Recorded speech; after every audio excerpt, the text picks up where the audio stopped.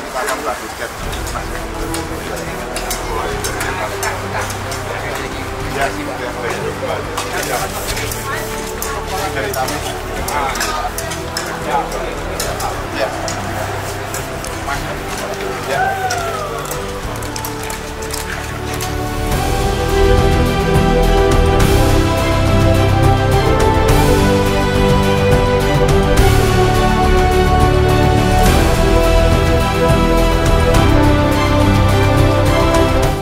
Assalamualaikum warahmatullahi wabarakatuh.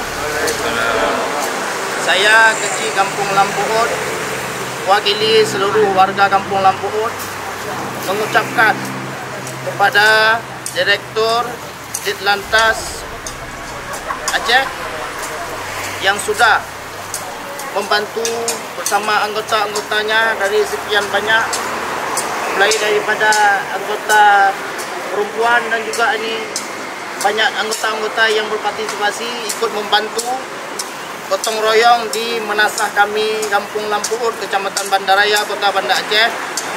Moga-moga ke depan Ditlantas Polda Aceh dapat selalu saling membahu baik daripada Kampung Lampuhut dengan kampung-kampung yang lain. Makanya dari kami daripada perangkat kampung mewakili Kampung Lampuhut mengucapkan terima kasih yang sebesar-besarnya sekali lagi kepada Direktur Ditlantas Polda Aceh. Mudah-mudahan ke depan semakin maju dan semakin solid. Merdeka! Merdeka!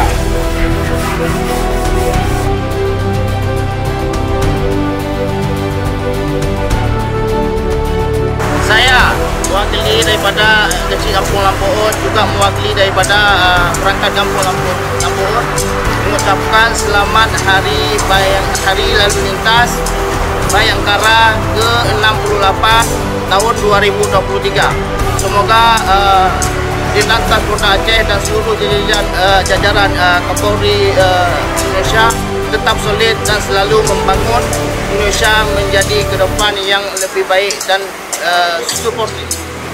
Kami mewakili daripada Kampung Lampuhut mengucapkan selamat dan merdeka bagi Kapolri dan beserta jajarannya Polda Aceh. Terima kasih.